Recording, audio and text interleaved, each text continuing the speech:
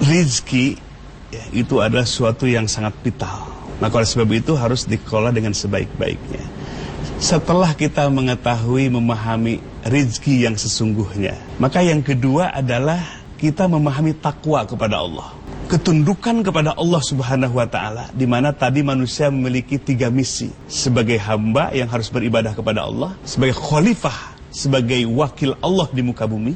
Yang ketiga adalah yang punya tugas ammar untuk memakmurkan alam ini, bumi ini. Sehingga takwa kepada Allah itu harus menjalankan 3 misi itu sekaligus. Sehingga berekonomi, mencari rezeki, bagian dari rangkaian takwa kita kepada Allah Subhanahu wa ta'ala. Maka dalam Islam itu tidak ada split, pemisah dunia dengan akhirat. Ketika kita beribadah kepada Allah akan mendapatkan 2 sisi sekaligus. Dunianya dapat, akhiratnya dapat.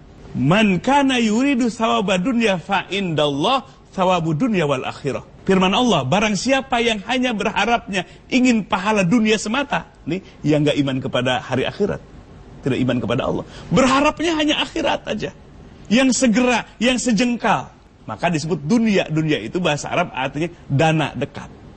Tidak mau yang akhirat, yang akhir nanti.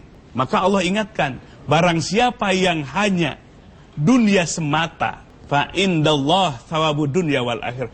Di sisi Allah, dengan menjalankan agama yang diturunkan oleh Allah, 2 pahala sekaligus.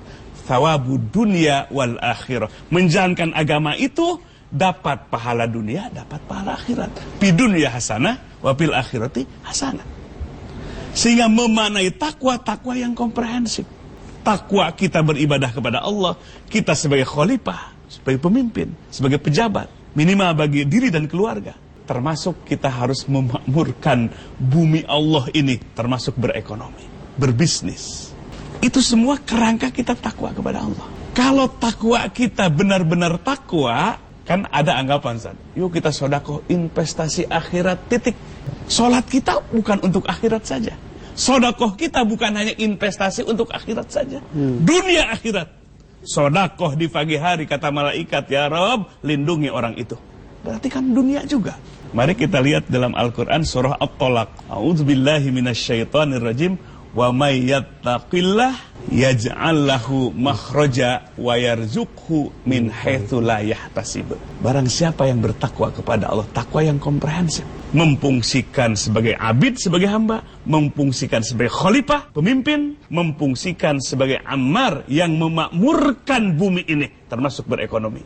Barang siapa yang bertakwa seperti itu, maka yaj'al lahu makhraja. Pertama, Allah akan berikan baginya makhraja, jalan keluar, solusi. Di setiap problem ada solusi. Yang kedua, wa yarzuqhu min haitsu la yahtasib.